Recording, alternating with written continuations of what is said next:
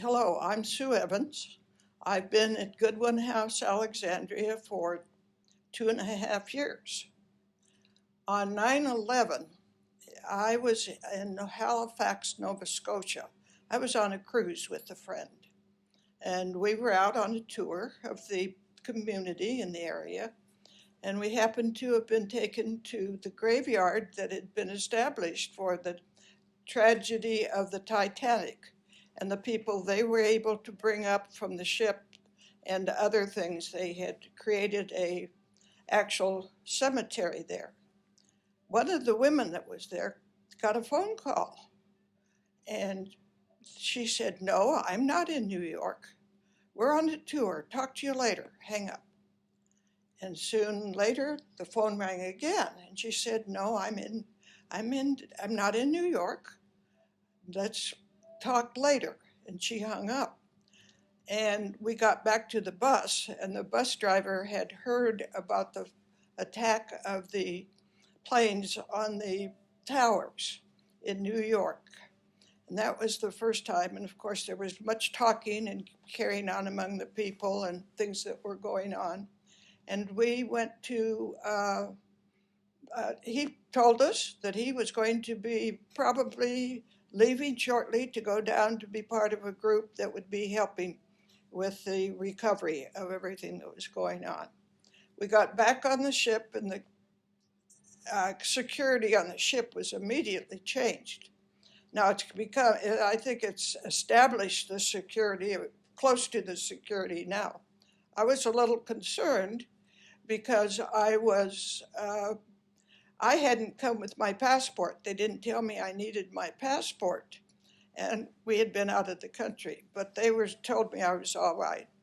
And then we were able to leave. Of course, we got out of Halifax and we're out starting to stop at our different places, but we couldn't pull into the ports.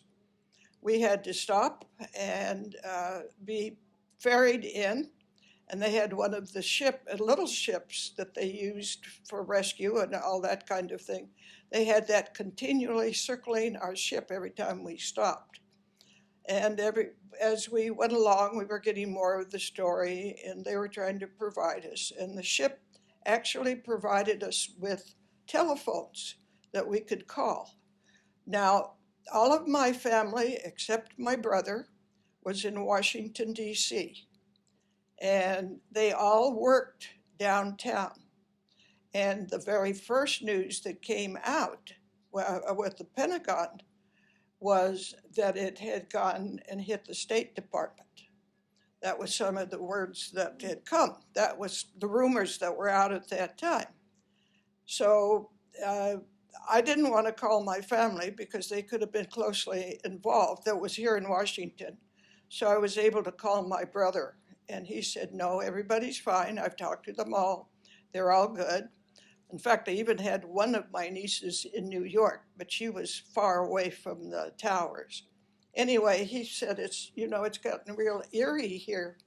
There's no planes flying over. It's dead silent. So we then continued our trip with our various stops and everything. And then one evening, when I was walking by in the ship, I walked by a group of men who were saying, "Those Arabs, they're no good. No Arab is good," carrying on in that way. And I couldn't stand it. And I stopped, walked over to the group, and I said, "Gentlemen, I live in a building in Washington, D.C. that is more than 75% foreign residents. I'm very sure I don't know the percentage and don't care to know the percentage. That a number of them were Arabs and a number of them were Muslims. But I can tell you that I have been treated far more politely and nicely by the men who are Arabs or Muslims than any American on the ship has treated me. Maybe you can need to think about that," and turned around and walked away. I felt better. I had done something that made a difference in this, that maybe made a difference. It at least stopped some gossip that was going on, because that was purely gossip. as I was waiting with my friend that I was traveling with, she was getting more and more nervous, and because her father lived in Arlington, and she was not able to get a hold of him. So she was able to call her brother, who lived out of the area, and he drove down, and the father had left the phone off the hook. So that's why she could never get through. And of course, not getting through was even more scary than actually getting through, because you feel like something's happened in your home. Anyway, we both made it. We had arrived in New York on a bus, so our return was a bus.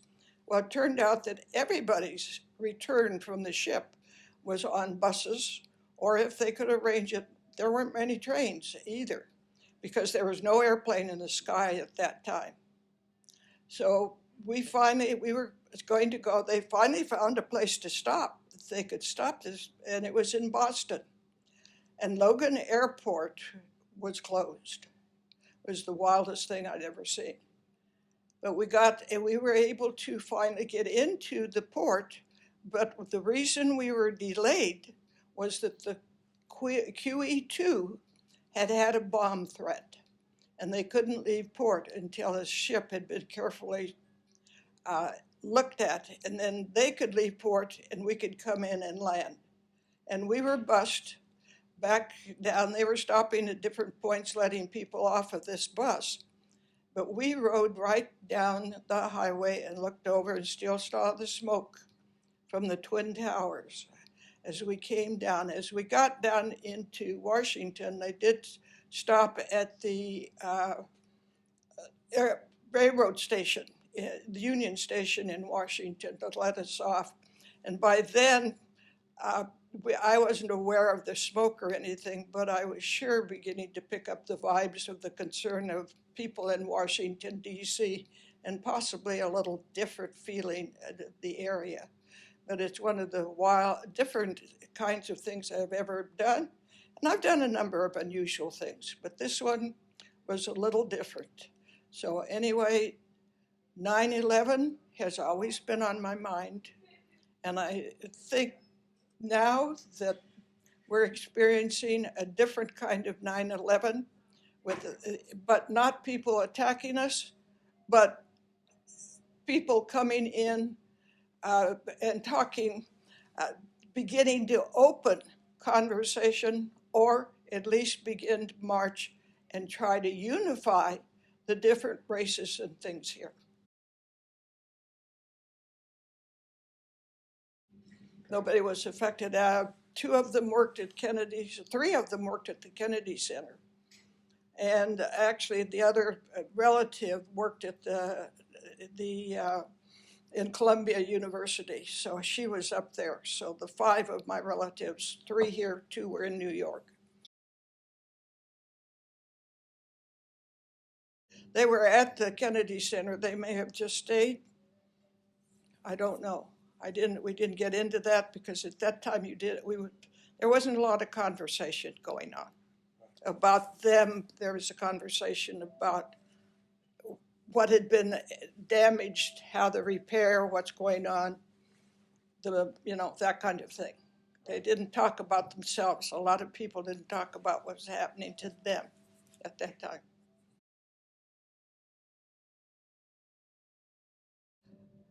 I guess I would say that I think that we still have a long way to go in this country. I think there are people, I happen to be one who's very optimistic in general, because my direction and things are to get to know these people. My goal here has been to know the names of all of the employees. I've been here 2.5 years and I'm not there yet. But thank heavens for name tags, because then I can use name tags and become more personal. And I think that's the way we break down a lot of these things, is by getting to know each other.